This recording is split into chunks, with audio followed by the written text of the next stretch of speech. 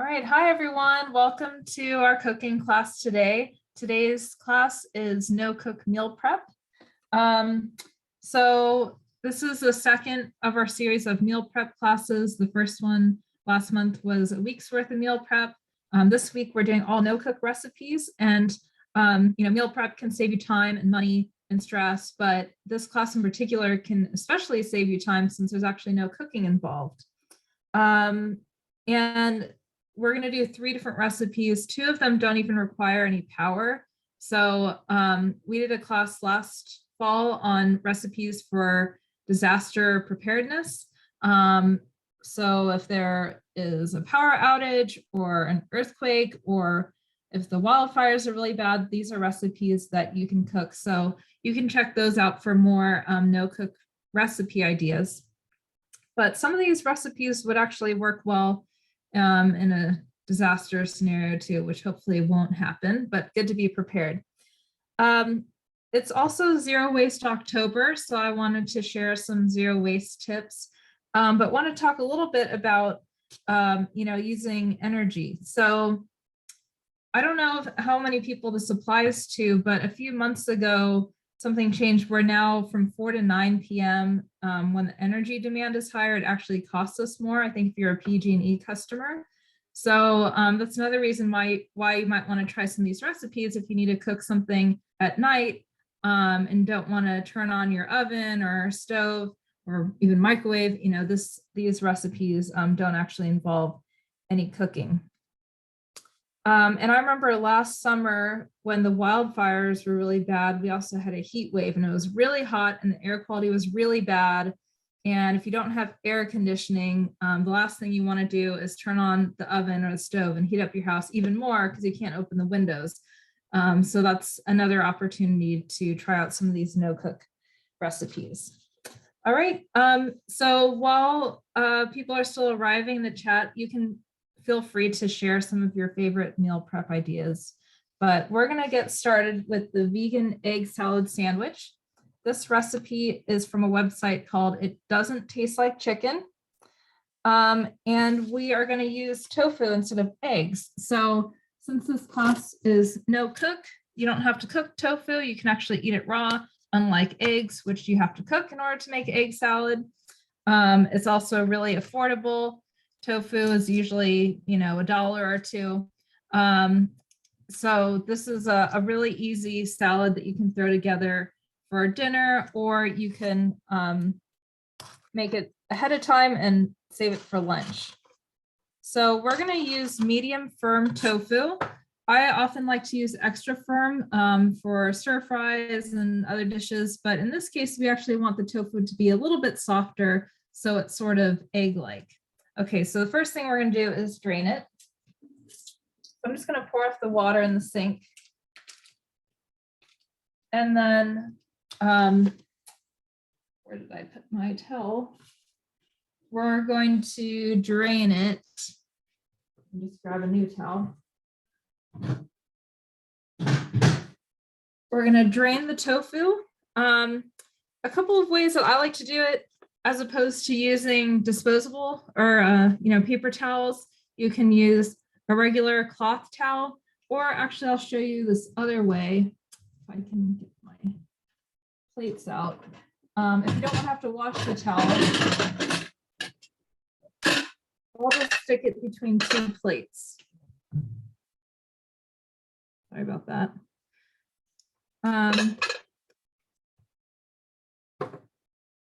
Since I don't personally have a washing machine, I don't love using towels and then having them sit around until I can find the opportunity to wash them. So I will often just do this and just put it, you can see in the overhead camera, put it between 2 plates that are kind of flat, and then put something heavy on it, and that will get most of the water out. So we'll just set it aside for now.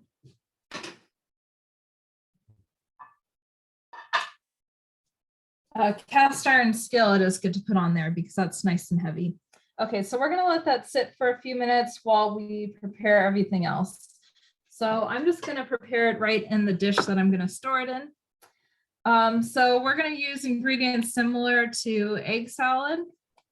So we're going to use mayo, and if you want this recipe to be vegan, you can use vegan mayo.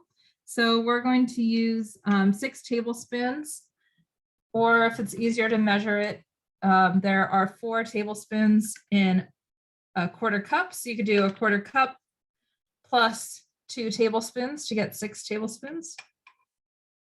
And I think that's 6 right there.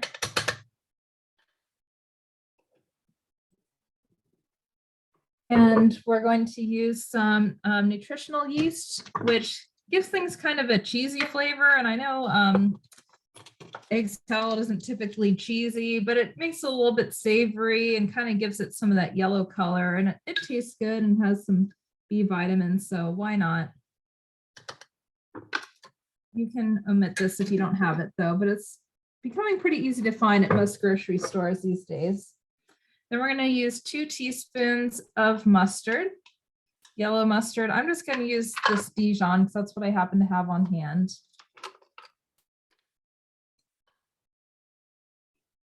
2 teaspoons. Slide. And then 2 green onions chopped. So I have this green onion here, and one of my 0 waste tips is that you can regrow green onions, which I know I've talked about in a lot of classes. But what you do is, I'll show you where you cut it, but you can just regrow it in a little glass of water in a sunny window, and you'll have more green onions. So this is kind of a funky shaped green onion, but I think it should equal about 2 regular green onions once it's all chopped up. Maybe a little less, but that's okay. Throw that in there. So this is kind of a strange green onion I got at the farmer's market that's pretty big. But anyway, you just kind of want to cut it down to the light part, and it should have some roots still attached. You can then just place it in water and put it in a sunny window, and they'll regrow. So these are ones that I started, I don't know, maybe a week ago or so. So they regrow really fast. And then what I've been doing the last couple of years is then once they regrow some of the roots, I plant them in a pot on the patio, and then they regrow a lot darker and stronger. So you can reuse green onions over and over. Okay, so green onion. And then we're going to add salt. So you can add regular salt, but this is an ingredient that we used in the last cooking class, which is this Indian black salt. And it actually has some kind of sulfur compounds in it that give it a little bit of that smell that reminds you of eggs. So you can probably find this at Indian markets. I happen to find it at Oaktown Spice Shop. There's a few locations in the Bay Area. So we need a 3/4 teaspoon. You can start with a little less if you don't want this to be too salty. But again, if you can't find this, just use regular salt. That's totally fine. And some black pepper to taste. So I'm just gonna do a few cracks in there.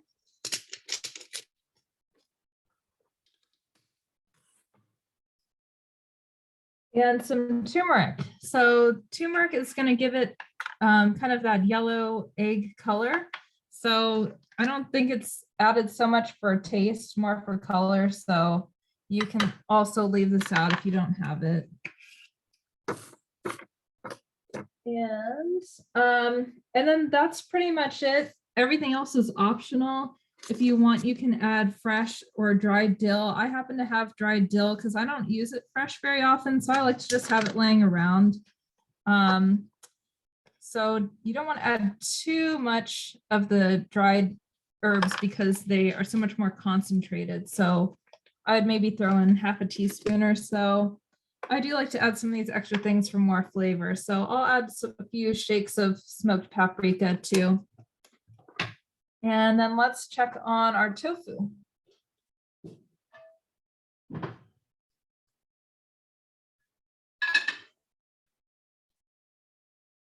Okay, so I don't know if you can see this on the video, but there's a big pool of water that the tofu is sitting in. So I'm going to dump that off.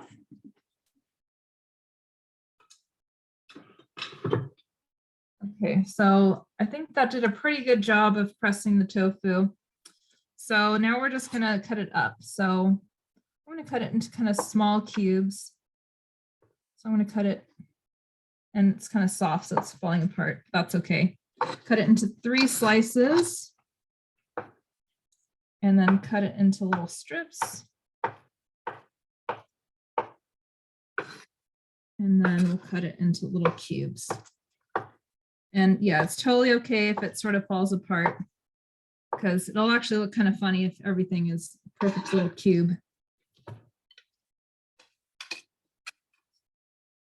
Yeah, so this recipe is great, again, because there's no cooking involved as opposed to egg salad. It's really easy and quick to throw together. It's a great way to try to incorporate more plant-based proteins if that's something that's kind of new to you. And it's very affordable to make. And you could do it as a sandwich, or you could put it on top of a salad, or however you like to eat egg salad. And if this recipe maybe just isn't really for you, the flavors or the textures, we have other no-cook salad recipes that you could use in a similar way. We have, you can use tofu and chickpeas sort of interchangeably for chicken salad or egg salad recipes. So we have on our website a curried chickpea salad, and I'm sure you could just use tofu in place of the chickpeas too if you wanted. And we also have a salad recipe from that Recipes for Disaster Preparedness class that was Mediterranean chickpea salad. So that's one that just uses shelf-stable ingredients from your pantry. So there we have it. It basically looks sort of like egg salad, has a similar taste, and really easy to throw together. You don't have to cook the eggs or anything. Egg salad can also be a little smelly, so you don't have the smell quite so much with the tofu. But we still have a great plant-based source of protein in there. And so to make the sandwich, basically just 2 pieces of bread. We'll throw some lettuce on there. I personally like butter lettuce. It's nice and tender, but use whatever you like. Let's give this a quick rinse.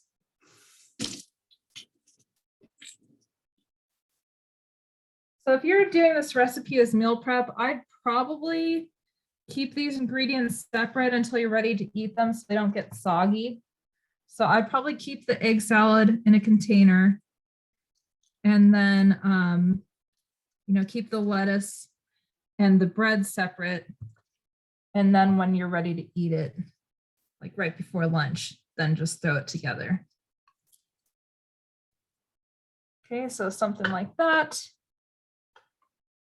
And there we have our little tofu egg salad sandwich. Whoops. It can be a little messy because it falls out like it just did, but very good and pretty easy and no cooking involved. Okay, so I'm going to set this aside and we will continue on.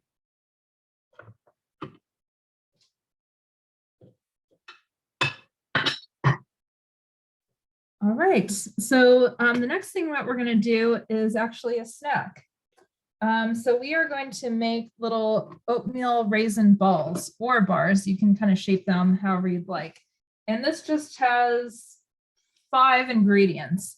And there's lots of other things that have very similar ingredients or a similar way of making it that you could do if you don't necessarily like these flavors, the oatmeal raisin. In fact, I think it's the Recipes for Disaster Preparedness class. We did some peanut butter chocolate chip balls. So if those flavors sound better to you, then it's basically the same process as this. So we are going to make this in a food processor. I'm not sure if it would work so well in a blender because it's kind of dry ingredients, but you could give it a try. Or maybe you could just kind of finely chop everything, but probably a food processor is best. So we're going to use half a cup of raisins. And all the sweetness in this recipe is actually coming just from this dried fruit, from the raisins. Half a cup. We're also going to add half a cup of raw walnuts.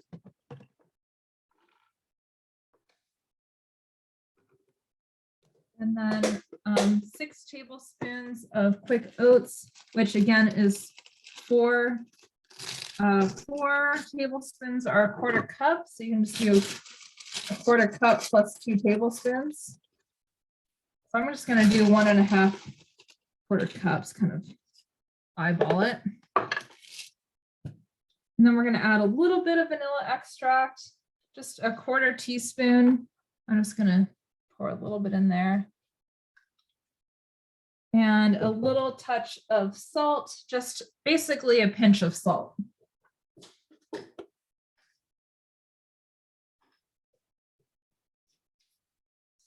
Okay, so I'm going to put this on mute and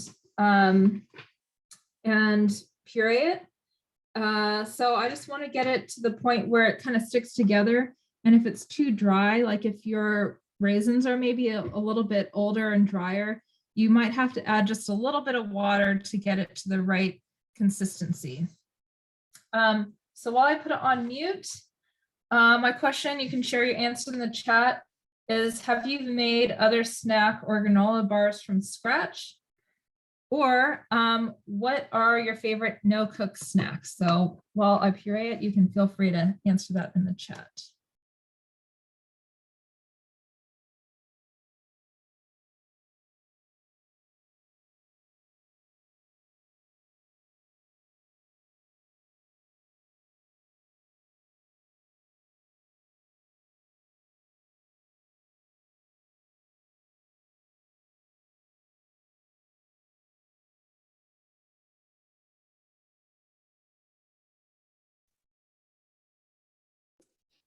Okay, so I can tell my mixture is still pretty dry. I don't know if you can see that overhead or here. It's still pretty dry. It's not coming together. So I definitely need some water. I think my raisins are not super fresh. So let's just add a little bit of water, maybe, 1 or 2 teaspoons at a time until it comes together.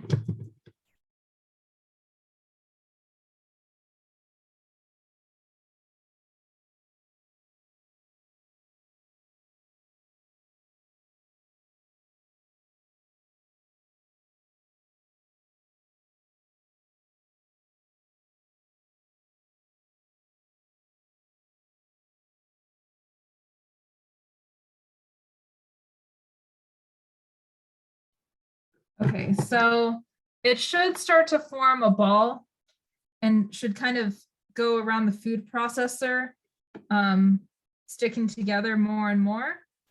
So now I have kind of a sticky mixture, so I would say it's ready. So this recipe is kind of a small amount.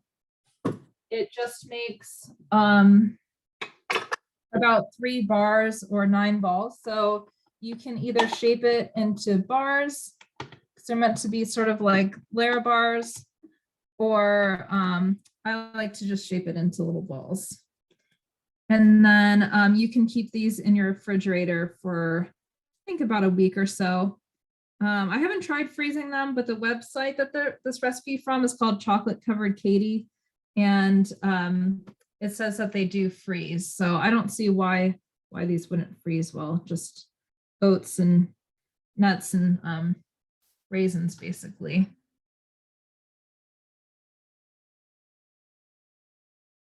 And I linked on the recipe handout, the website where this is from.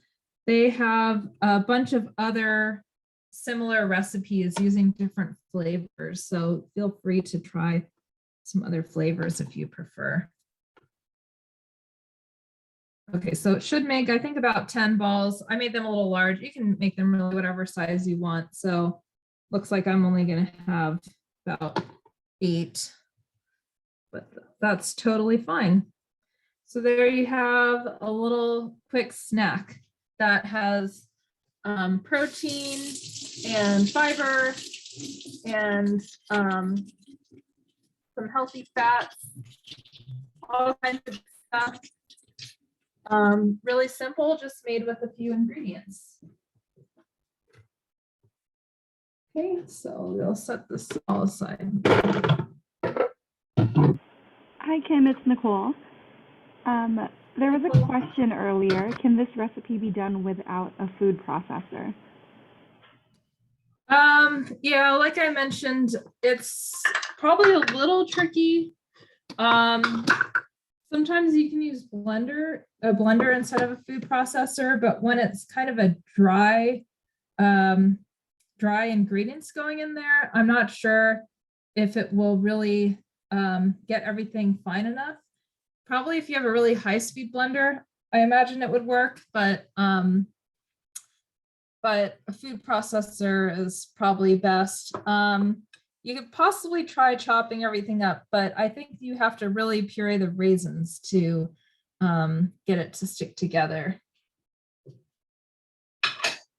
Another alternative might be to try to make some sort of snack ball with peanut butter or another type of nut butter, because that will hold it together and it's already basically been pureed for you. So I'm not sure if maybe some of the recipes on that website are just made with nut butter, but that would probably work out a little better.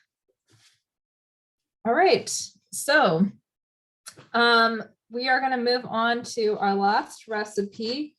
And I'm going to show you a bunch of different ways to make it. It's sort of a template recipe. So these ones are the instant noodle jars. So you've seen the instant noodles in a cup probably where you just add water. And for the most part, it's just some ramen noodles and a little bit of seasoning. So this way we can make our own. We can add more ingredients to make them a little more exciting. We can add more vegetables. We can also make them a little less salty if we need. And they're just really fun to make. So I just use jars for these. The websites that I've looked at don't say there's any problem with just using like an old peanut butter jar, glass peanut butter jar. I try to be really careful with these. I would probably use canning jars if you can, because they're meant to be covered in hot water. So just be really careful with the glass. So far, so good, but I would still be careful with these. And also they can get very hot. So if you're making these at work, you might want to have some sort of pot holder or something, a towel, something that you can grab these with so you don't burn your hands. But basically the format for whatever you're going to do is going to be some sort of flavor base at the bottom, and pastes tend to work best, I think, rather than powders. So I'm going to talk about all different kinds of paste that you can use. And then you're going to put any flavoring extras that you want. And I'm going to list off some of these. So actually, let me just list off as we go. So for your flavor base, you can use something like a bouillon paste. You can use miso. You can use curry paste. There's all kinds of other flavor pastes. I found like tom yum paste and other soup pastes that you can buy. Flavoring extras would go next, 1 to 3 teaspoons. 1 to 3 teaspoons of the paste, 1 to 3 teaspoons of extras. So extras could be things like soy sauce or tamari, chili garlic sauce, coconut milk, sesame oil, sriracha, or other hot sauce. And then you're going to put some fillers. So that's going to be vegetables and proteins like tofu or meat. And then on top, you're going to put the noodles, which can be the ones that don't require cooking are like bean vermicelli, which I'm going to use in one of the varieties. Normally, yeah, you just kind of put hot water on it and it cooks. Or you can also use ramen noodles, which I'm going to show you as well. or you can pre-cook the noodles. So you could use pre-cooked pasta, ramen noodles, what else? Udon noodles, yakisoba, soba noodles, spaghetti, rice noodles, and or shirataki noodles. And then the dried ones that work are dried ramen, vermicelli, or my fun noodles. And then at the very top, you can either put it on top or keep it separate in a little container. Like you could bring an extra little jar or a silicone baggie rather than using, you know, a Ziploc bag that's disposable. You would put some fresh ingredients if you want them on top. So that could be things like green onion, cilantro, basil, other herbs, could be ginger, bean sprouts, lemon or lime. And yeah, the possibility is really endless. The idea is you make all these noodles ahead of time, you keep them in the fridge, and then when you're ready to eat it, you put boiling water over it and then let it sit and stir, just kind of how you would make the cup of noodles. So keep in mind that the hot water, it's not going to really cook anything. So when you're choosing your proteins and your vegetables, you want to think about vegetables that will soften in hot water. You want them to be sliced really thinly so that they don't end up still kind of tough and raw. You definitely don't want to put raw meat in here because it's not going to cook it. So if you're using meat, make sure it's already fully cooked. And yeah, you know, don't put in dry spaghetti or anything because it's not going to quite cook all the way. So certain noodles, you know, you'd want to cook ahead of time. Okay, so in the chat, while I'm doing this, you can share what would you put in your instant noodle cup? Okay, so I have, I think, 4 different ideas here on the recipe sheet that you can try, but you can really do whatever you want. But these are 4 recipes that I personally tried and really liked. Okay, so the first one we're going to do is basically like a miso ramen. So again, we want to put some sort of paste at the bottom. So I'm going to use white miso paste. And sometimes these pastes can be very salty, like the bouillon or miso. So if possible, find things that are reduced sodium. So this miso is 60% less sodium than regular miso. And we're going to add 1 teaspoon.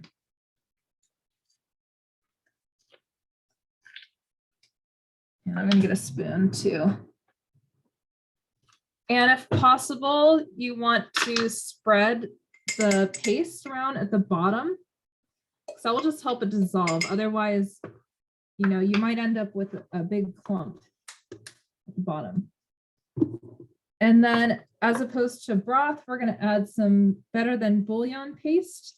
The one that I'm using is a vegetarian no chicken base. So we'll add 1 teaspoon of this. And then spread that around a little bit. So this is basically like super concentrated broth. I talk about this in these classes a lot because while the jars seem a little pricey, you know, this was maybe $6, $7. It makes equivalent to about 36, 38 cups of broth. So if you think about it, that's like 9 quarts of broth that cost a few dollars. And then you have all that packaging waste. So this way you just have this in your fridge. You can make broth at any time and you get a whole bunch of servings. And it's in a glass container that you can recycle. And then I'm going to add some reduced sodium, 50% less sodium tamari. If you can't find reduced sodium for these ingredients, maybe don't add the soy sauce because it might just be a little too salty. Or just, you know, add it to at the end to taste. Okay, so 1 teaspoon of tamari. And then I'm just gonna make 4 and I'm gonna use silken tofu for all of these because I need about a quarter package for each one. That way I can just use up this whole package and not have any left over. And you could use firm tofu if you'd like. For this miso one, I actually really like the silken tofu. So it reminds me of miso soup. But you know, for like the red curry, I think it works fine. But you know, pre-cooked tofu or firm tofu would work well too. Okay, so we're gonna use this whole thing. So I just cut this. I mean, I just pulled it out and kind of drained it off in the sink. So you'll see the knife is going to slide through really easily. It's very soft silken tofu. So we're just going to cut this into little cubes. So instead of tofu, you could use leftover cooked meat, or you could use maybe edamame, which you can find shelled and frozen. So that's really easy to throw in there. And I'm just going to use about a quarter of this for each recipe. So I'm just going to separate it out like that. Okay, so we're going to throw that at the bottom. And what I find with this is it kind of, because it's so soft, it sort of like forms a seal at the bottom. So when you put the boiling water in, it's not going to quite reach the bottom. So the bottom's not going to get as hot. So you want to make sure you stir it really well.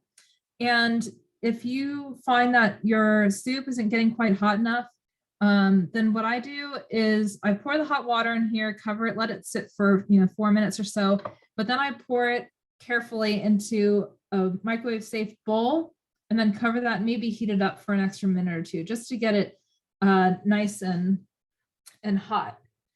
Okay, so let's set this tofu aside here. I like to use shredded carrots in most of these soup cups. Because you can get them nice and thin, and they add some nice color and texture. So you can buy carrots shredded, but I have this little sort of julienne peeler, and I can just use it to create little shreds. You could also, use a spiralizer if you have one, or you can use a food processor with the grater attachment, but just a little funky thing in my carrot there. But I like to use this just because it's probably the easiest and doesn't create a huge mess and a lot of extra dishes. Just grating them. And if you don't have any of those, you could do it by hand, just cut the carrot into little slices and then cut little strips. Just get it nice and thin, so that it will soften in the hot water. Okay, so I know I don't have specific amounts on there because it doesn't really matter. You can kind of just do whatever you want. So I just put, a little handful of carrots in there. And then I'll do a little bit of spinach, some baby spinach, because that will soften in the hot water. So just stuff a little bit in there. And then a lot of times you'll see corn in ramen. So I'm just going to add some frozen corn.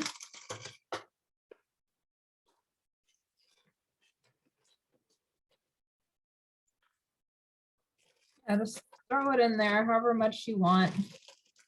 Quantities don't matter that much as long as your jar isn't overflowing. And then we're gonna throw in the ramen. So I was able to find a box of ramen noodles. And I see I have one that I already used, a half one. So I usually use like 1/2 to 3/4 of one of these little noodle cakes in there. I stick that in there. This is about a 16-ounce jar. So if you want it to be a little bit bigger, sometimes I'll use these spaghetti sauce jars. Okay, and then that's pretty much it for this one.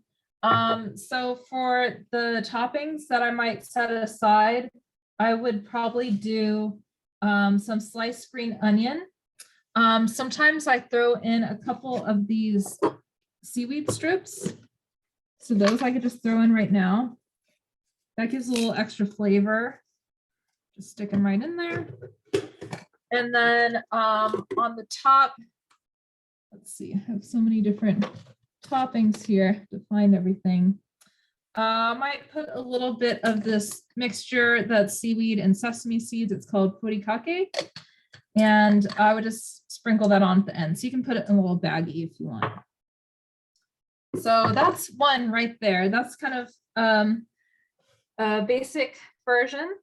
Another one we can do is kimchi soup. So for this one, I'm gonna also do 1 teaspoon of the bouillon paste.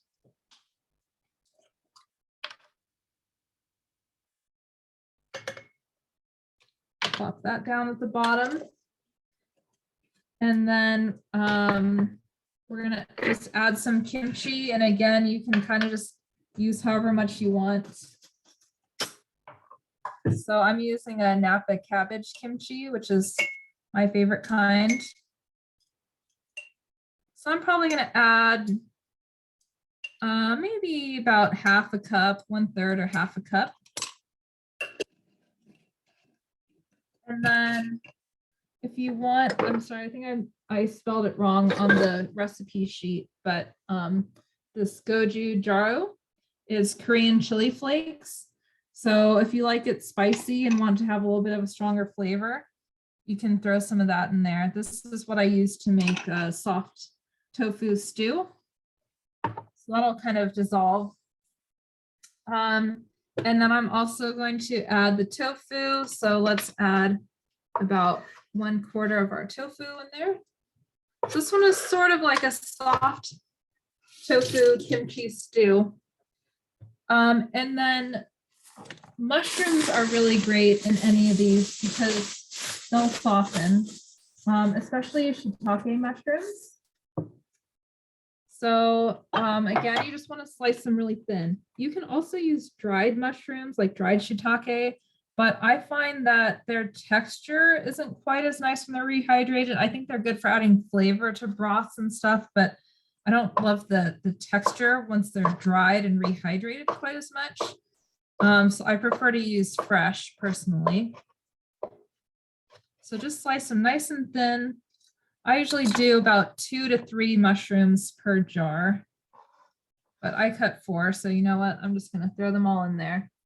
And then for this one, why not? You can, use whatever kind of noodles you want or interchange them. You don't have to follow these recipes, but I'm going to use these dried bean vermicelli.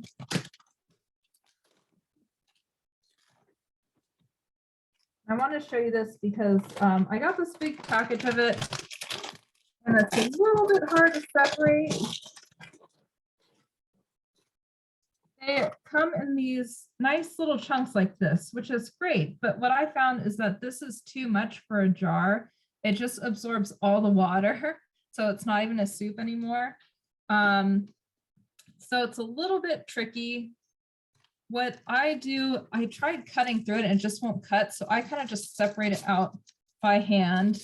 And some is going to go flying on the floor, unfortunately. But I just kind of tear it off and try to get maybe about half of it.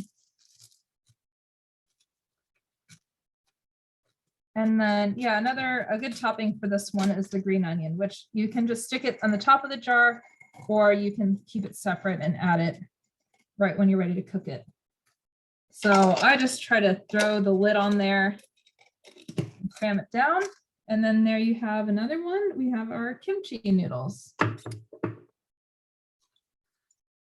Okay, so this gets a little messy, but it is kind of fun.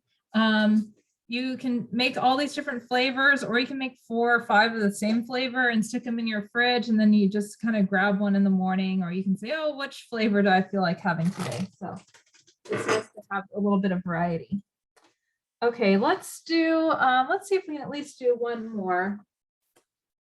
So the next one is tom yum, and I actually found this tom yum paste at Berkeley Bowl. They actually had a couple different varieties. So if you have the chance to stop by there or maybe another Asian or international market, you can find all kinds of great ingredients that you can put in these jars. So for this one, I'm going to do 2 teaspoons of the tom yum paste.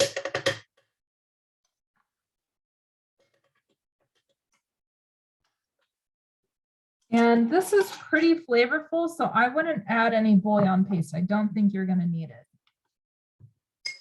Spread it around on the bottom. And then we'll just continue with the tofu for this one. But if you like seafood, you know, maybe you could do some cooked shrimp in here. That would be really good, tasty. Okay, tofu. And then we're going to add some tomatoes. So I used cherry tomatoes last time I made this, but you definitely don't have to. So I'm just going to chop up some tomato. So again, you want everything pretty small so that it warms up. You know, again, the hot water is not really going to cook it. It's just going to warm it up.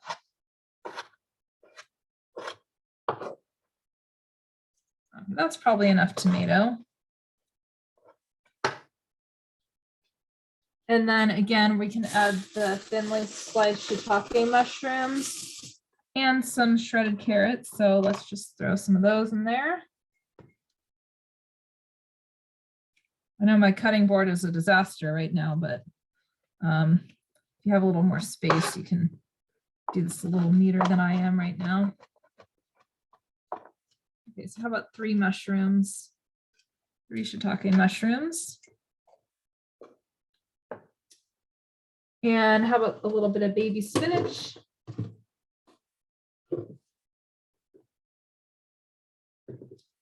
And I'll do ramen in here as well. So the ramen that I bought comes in these little packages. So I know we're talking about Zero Waste October and reducing packaging.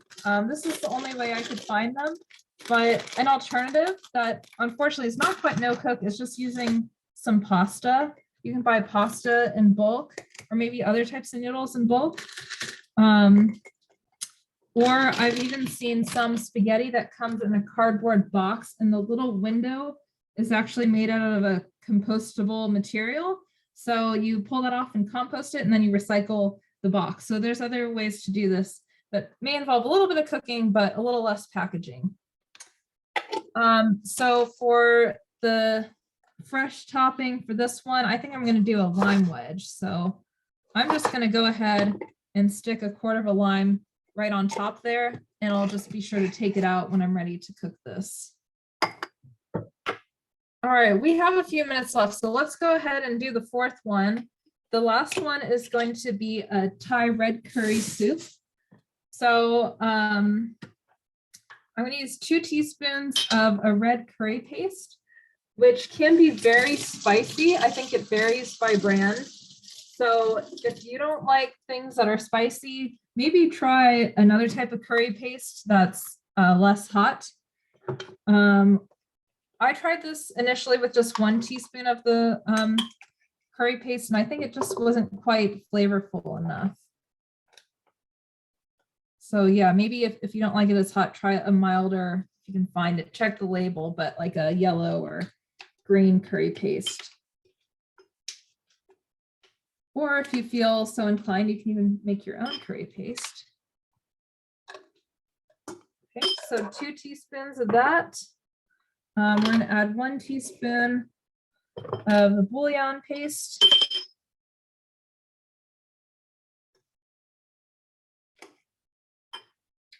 Right at the bottom. And then we're going to add some coconut milk. So I like to use coconut cream because we're basically diluting this a lot. So when I tried this with just regular coconut milk, it got a little bit too watery. So coconut cream works a little bit better. So I'm just going to eyeball. It says 2 to 3 tablespoons. So I'm going to do about that much, about 2 tablespoons. And then, yeah, I just kind of went crazy in Berkeley Bowl and just looked for everything I could find. I found this lemongrass powder. So I'm just gonna throw a little bit of that in there. They had so many different ingredients that would work well for these noodle cups. So I'm just gonna do a little sprinkle of lemongrass powder for some extra flavor. Okay, and then, yeah, let's just use up the rest of the tofu here. It's a little bit trickier with these spaghetti sauce jars. Some of them have kind of narrow tops. And then you can also do some leftover chicken from, dinner the night before, or some rotisserie chicken or whatever you'd like. And then let's throw in some mushrooms, and we'll throw in the rest of the shredded carrot. But you could maybe do, some really thinly sliced bell peppers in here too. I think that would work well. Or, if you're doing the other colors of curry, you could put other cooked vegetables, like you could put cooked potato in a yellow curry, or, eggplant or broccoli in the green curry, or as long as those ones are cooked, those wouldn't be as good raw. And then again, we'll put some spinach in there. And I don't want to open up another ramen, so I'm kind of out, but then we would just put the ramen on top. And then a good topping for this one would be basil, especially some Thai basil. So let me take just a second and try to clear up this mess so I can show you everything that we've made today. I haven't had a chance to try this yet, actually, so I think I might throw this in the Thai curry one, but I actually found some fresh ramen noodles at Berkeley Bowl. So I think those might actually work well. But, if you can't go to Berkeley Bowl, you can find most of these ingredients at other grocery stores, no problem, especially like the miso and the bouillon paste. You should be able to find those anywhere. You don't have to make a special trip or anything. Okay, so this is a mess right here. Let me clear this out of the way.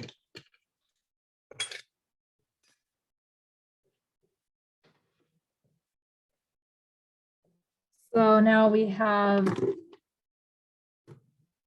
the miso ramen, we have tom yum, we have a kimchi one, we have Thai red curry.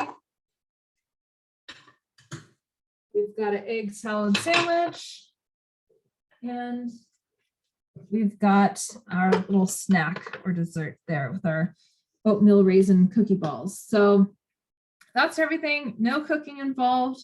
Again, you can customize the noodles as much as you want. You can just use a sort of a template. We have other ideas linked on the recipe handout for snacks. And then we also have other recipes on our website for a no-cook salad that you could make a sandwich out of. All right, so that is all the time we have for today. So I'll stick around if there's any questions, but thank you so much for coming, and I hope you enjoy these recipes.